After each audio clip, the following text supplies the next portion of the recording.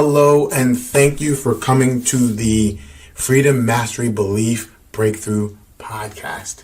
Now, today's episode is all about a chapter in my life that I believe we all go through some type of coping mechanism where we lean on it a little bit too hard.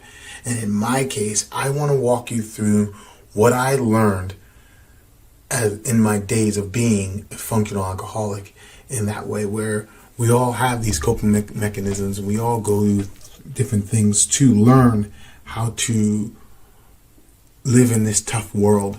And we all gone through our 20s, but I was going through my own personal beliefs and learning about myself, and alcohol was my coping mechanism of choice. And we all make these choices that in hindsight we're like, oh, why did I do that? And we all had our 20s, right? So it's tough for us to do it.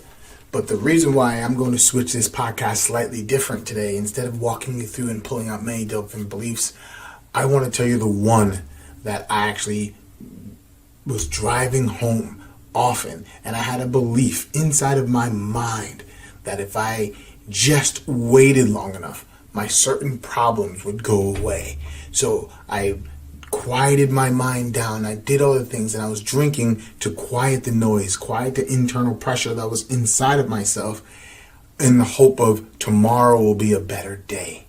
Just keep on trucking along. I put my head down and did my hustle habit. I worked many jobs. I did different things to the point where I was getting fired for being drunk on the job, even though I was showing up, and it wasn't okay for me to do all that. And the people that let me go was the hardest thing in the world, because I was a very good worker, but I just wasn't in the right frame of mind to stay in that position as a server, as a bartender. Like, there's all different things that was happening, but I was going through my personal struggles, as we all do, and I was leaning on a crutch that no longer was suitable. Until I actually learned how to stop putting tomorrow is the next day I'm going to fix it, and started saying today I need to do something different in that way. And that's what I really want to talk about today in this podcast, is breaking apart that one belief of how often are we saying I'm going to do it tomorrow, right? It'll change tomorrow, and not do anything today to make tomorrow different. And there's all different cases that need to happen that we all need to focus on. How are you doing the things that today that's going to help you tomorrow? What is the one little thing that you need to do? Because I've gone through so many iterations of learning about myself that eventually you're going to start realizing this one fun fact. If you don't honor your skills, your innate skills, or your gifts, they will turn around and start becoming more and more destructive in your life. And they're trying to come out to help you, but because you don't understand yourself, nor do you understand your gift, it starts to wreak havoc on yourself. Like, I'm very, very intuitive. There's so much noise in my brain, and I used my drinking to quiet the noise. So I was able to function. Like, I was that skinny guy in the bar that would outdrink bigger people and still drive home because we needed a DD. And that makes no sense. I get it now, but that was my role, is to be the wingman, to do all the different things, drink all the drinks, have some fun, still get everybody home nice and safe, because I'm a caregiver, which makes no sense now. And I would never say that to anybody, but that's what I did. And it sucked. Now me looking back at it, it was so much even more pressure, but because I can drink and quiet my mind, I was better than the rest. So it was like the best of the evils that I was in. Not condoning it, I'm just saying that's what happened. And there's many stories around that.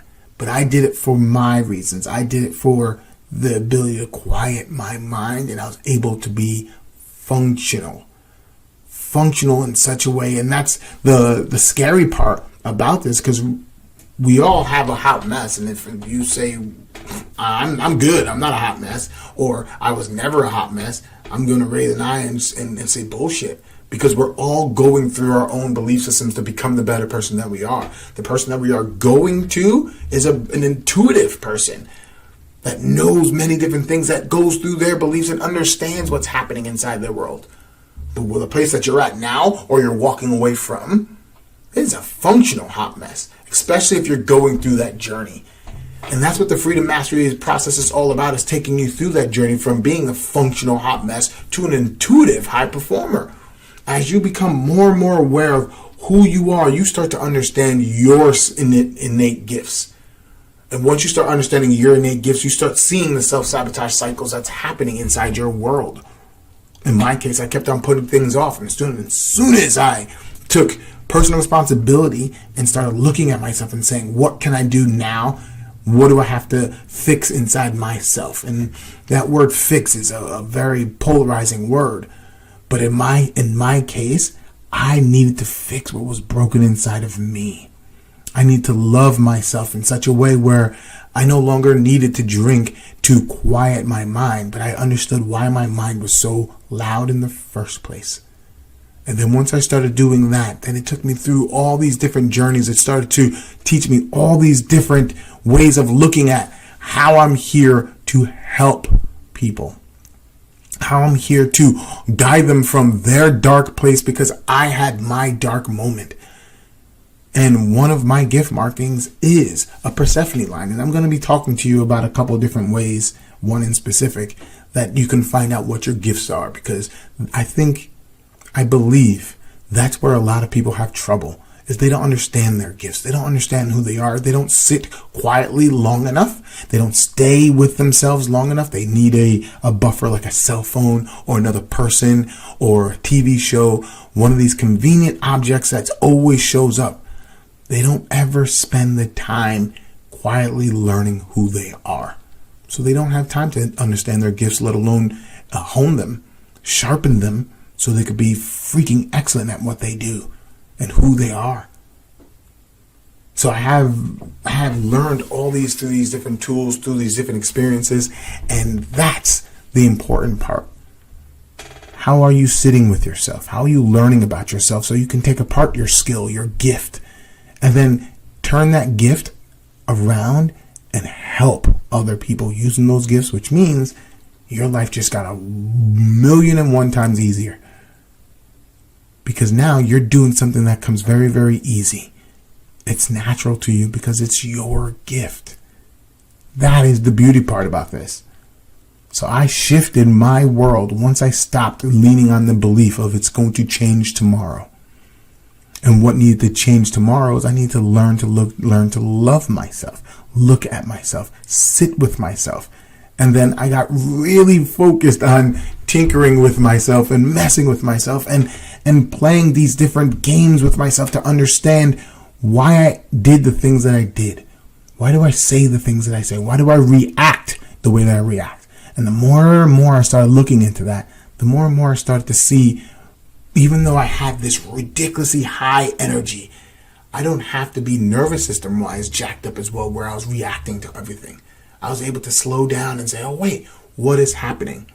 And one of the things that I do all the time, and I teach all my clients, is something called a reflection. I was able to see how fast I was moving and look back and see exactly where I was triggered, where I was able to change, what I can do differently next time. And that was one of my superpowers. That was my gift, to actually see that. And then I learned by me doing that, I was able to connect with people deeper. And which then brings me to my biggest gift of all, is bringing people out of a very hard time and give them clarity. And now the way that I learned that is one of the tools I want you to actually think about. It's scientific, but it's not mainstream in that way. And it's hand analysis. You find a person that does hand analysis, and the person that helped me explain it to me in a way where they use it in the FBI.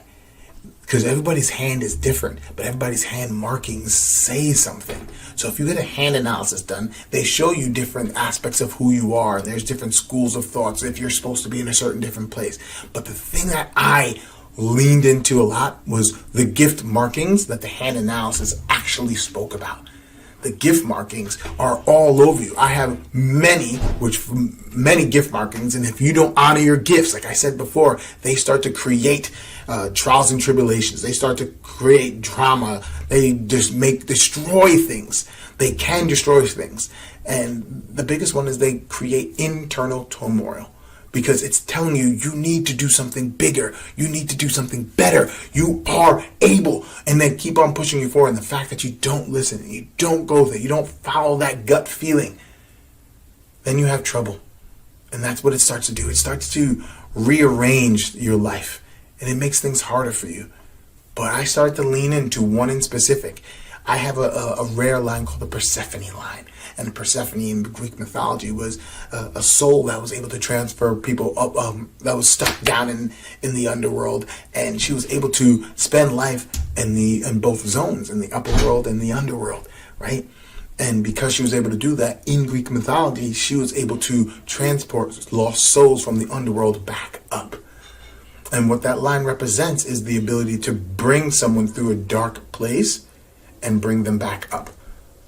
But this is what I didn't understand about that line. I thought it was cool as hell until I actually lived through me looking over a bridge and wanting to jump, thinking about jumping. I wouldn't say I didn't have no intention to do it, but I was just curious. And that comes with having that bleeding heart, let's call it, where you feel people so deeply. You also can get lost in your own depressive aspects. And that's why I keep my energy up ridiculously high, because it's very, very seductive and it pulls you down deep. And the fact that I have that gift makes it really hard for me to pull myself out. That was an awesome, epic time for me to actually reflect and say, wow, that really just happened. And that was the ending of the downward spiral of me being a functional alcoholic, is when I looked over and I was like, wow, that's actually curious to me. If my friends wasn't there, I'd probably be looking at the bottom of that bridge. That's it. Because that's what happens when you don't honor your gifts. So that is one way you could do it. And that's like very clean. You have a gift markings. This is what the gift is. And then if you truly want to go down that road, you go down that road. Another one, you can do many different personality tests. Will show you different aspects of what are you good at, what do you excel at, and then you have to scratch the surface on that a little bit, be in that zone, and find out what's happening with yourself, how you like it, and then why you like what you're doing. That's your gift. I like it because I love talking to people, and then you're a communicator, and then you love taking apart people. You go through. I love taking apart mechanics. I love taking apart code. I love doing all these different. I see things differently. You might have a different eye for things, and that's uber important as well. And one of the easier ways that you can do it is ask your parent. Ask someone that loves you very dearly, what am I exceptional at? And don't just give a pseudo answer, like a simple, quick answer. Ask the why question. Why am I good at that? Why do you think I'm doing it? And you do that 3 times, you'll get to an emotional answer, and that's with everything. If you want an answer that becomes emotional, ask 3 questions behind the actual answer, and you'll get an emotional question. A why. Why am I good at it? And once you start getting to your why, your purpose, then you actually find your gift. And if you don't use that gift, especially once you find it, you're going to start finding things becoming a little bit more pressurized inside your body.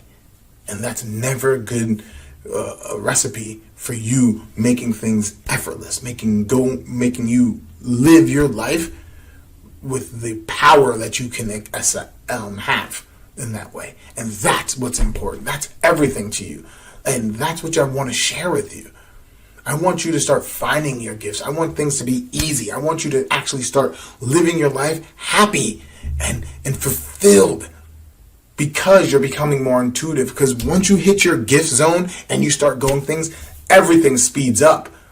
Manifestation speeds up. The ability to make money speeds up. The ability to connect with your loved ones speed up. And you have a deeper connection, because no longer are you thinking, am I doing it right? You're just doing. You're just being. And that is what Freedom Mastery is all about. That is what you're capable of. You just now need to go through those small little steps. Find out who you are. And by that, you now find out your gifts that make you special. And once you have those, everything becomes simple. Everything becomes easy. Thank you for joining me on this small, short podcast. And hopefully you got something from finding out your gifts and the short story of me and understanding what I learned through my days of being that functional alcoholic. And let's move away from us being happy with our functional hot messes. And let's go into a place where you're intuitive and you're just performing at your best, optimized. Until next time, see you later.